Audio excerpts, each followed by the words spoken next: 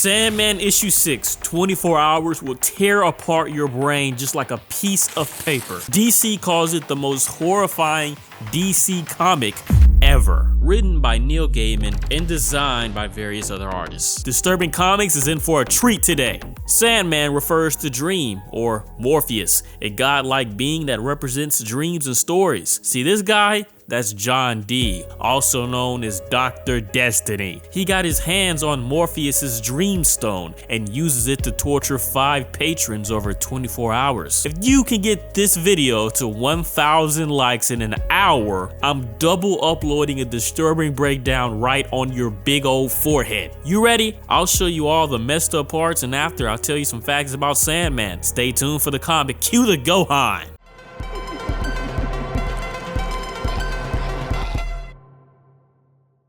Hour 1. The flies walked into the web.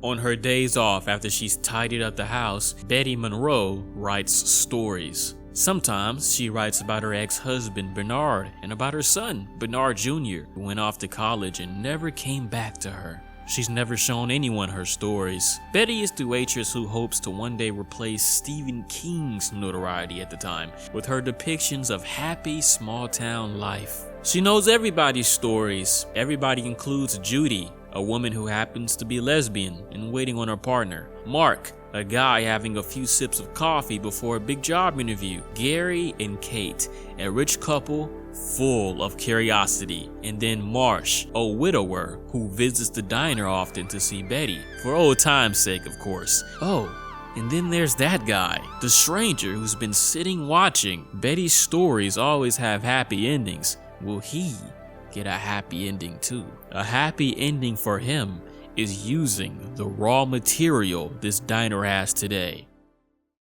Hour 2. He was forced to act to prevent any of his flies from leaving. Mark is gonna be late for his job interview, but Dee can't have his flies leaving before he gets a chance to play with them. John Dee has used the stone to interrupt the passing of time for people in the diner, keeping them there for his games. Oh yeah, now in hour 3, Dee laughs at the revelation that we will all die. Hour 4, he just watches Judy miss her girlfriend, but it's not until hour 7 that things get horrifying. Hour 7, he makes them feel good. He makes their dreams come true, gives them what they want. Mark dreams of being a rich, flashy businessman. Have your people call my people, money, money, money, that kind of thing. Gary is sadistic. He wishes to have a $20 hooker in his convertible before beating her and kicking her out and driving off. And Kate's dream is to never worry about Gary's infidelities again. And we'll learn something later that makes this panel all a little more creepy.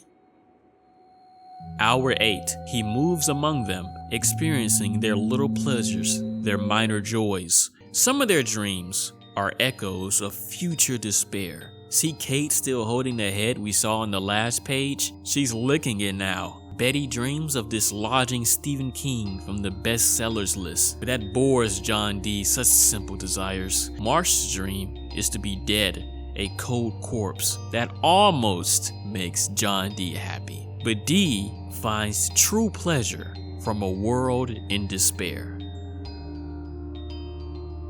Hour 9, conflict. He decides, reveals character. Dee instigates conflict between everyone, but in particular, just a homophobic conflict between Judy and Marsh. Hour 10, they love him. Dee has the patrons of the bar worship him like a god. Their devotion is scary. Mark cuts his own finger off, allowing his god to lick the blood from it. He derived no satisfaction from it. He's still finding out what he's really hungry for. Hour 11, he catches up on the news. The Armageddon, nightmares, sleeplessness, insanity, reports of accidents and disaster. True pleasure for Dee. Hour 12, it is time for them to get to know each other better. So here we are. Dee makes them all tell their worst, most shameful things they've done. Kate says that when she was 18, she lived next door to a funeral home. While drunk and extremely horny, she broke into the funeral home and found her way into the mortuary. There was a body on the table. young guy. You could see he'd been now good looking, and I thought I'd be freaked out, but I wasn't. I was kind of excited. I went over to the body and I started to play with it. Then I climbed on top of him and I started really going, and all of a sudden blood started to well up in his mouth, and I put my face down and You what? What did you do? Sometimes when I'd make love to Gary, I'd ask him to lie real stiff. I'd close my eyes and pretend, but it was never the same. Alright, nobody show her necromantic. Hour 13. They get to know each other intimately. They have an orgy while the Addams Family is playing, but I'd like to think it was one of those cursed orgies like in Berserk. Hour 14, midnight, and he consulted oracles. The oracles refer to the three, which are three goddesses of various names. Dee beckons them to possess Judy, Kay, and Betty. You come from the dust. You walk from the dust. You go back to the dust. I don't know about you, but that sounds like an awful future. He asked them again, tell me my future. There is no future for you, John Dee. It's a future bounded by walls and guards and the sour smell of madness. And then the skein of your life is cut, son of your mother. Tell me my future, he shouts again. You have stolen some of the power of dreams. You will take all of it. You will crush out the Dream Lord's life in your hands, John Dee. That's good. I like that future. Clever little flies, clever little insects. These three oracles, they seem to mock him in a way, and it's the only time to me that Dee looks kind of insignificant. Hour 15. He gave them back their minds for a while. Dee has given the patrons back their sanity. Now, they recognize that they are being toyed with. Marsh screams at him, why are you doing this to us? And Dee says, why? Because I can. This panel is the height of the entire issue for me. The true terror of human beings when they get a little power. Hour 16, party games. Light is devoid in the room and someone is wounded. I don't know who it was, of course. Hour 17, confession and penance. Betty, you know Marcia knew about us. That's why she'd been drinking. It's interesting. So Marcia is Marsh's wife, who drunk herself to death because she suspected her husband of cheating on her with Betty. This was kind of hinted at in the beginning when he asked Betty when she would be off and that he would wait for her. He blames himself for his wife's death, and he is allowed to nail his own hand as penance. At one point, he went to prison. Remember, she has a son she doesn't see anymore.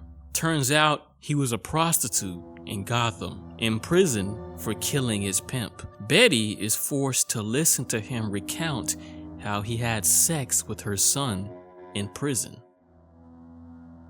Hour 18. He brings out the beast in them. Dee takes away the humanity from the patrons to where all they have is basic animalistic instinct. Gary, being the biggest guy here, wins this fight by ripping out Mark's throat. Hour 19. He lies to them. He tells them the story of Snow White taking a bite from the rosy red apple and she instantly fell down as if she were dead. The still living patrons listen with childlike curiosity, hoping Snow White isn't really dead. Hour 20. It was time for entertainment. Dee has the lady sing Spread a Little Happiness by Sting, and you can see Marsh's hand still nailed to the table. Hour 21. He shows them the delights of belief. Judy is told by Dee to trust his word and see the glory. She jams two sharp instruments in her eye, proclaiming she can see the glory. Hour 22. They're all dead. Kate skewered with her intestines hanging out on top of a deceased Gary. Mark and Marsh bled out, Betty's head on the floor, and Judy dead with the two instruments sticking out. Hour 24. Dream finally arrives, taunted by Dee for the battle ahead. So, that is issue 6, 24 Hours. One of the comics ever. Of course, the story doesn't end there. Dream later gets his stone back and sleeps D, but this single issue is one that sticks out in the first volume of the Sandman. DC themselves ranked this as the scariest DC comic, period. Despite being manipulated by a godly power, this still felt like a story of how terrible humans can be. Human terror. But if D could see the Marvel Ruins comic, he'd be in pleasure. This reminded me of Ruins a little, a comic in the Marvel universe where the superheroes all have depressing ends. Otherwise, there is a live-action fan film titled Sandman, 24-Hour Diner. It is pretty cool and it deserves way more views than it has. Click the eye in the top right or click the link in the description to view it. Otherwise, the Sandman Netflix adaptation also adapts the 24-hour story in episode 5. I wonder what would happen if Joker had the Dream Stone in this situation. Ultimatum, Marvel Zombies, Joker, Killing Joke, let me know. Check out Ruins, reminds me a lot of this comic. Definitely would make John D feel pleasure reading it. Well, that's it. Thanks for watching. Spooky out.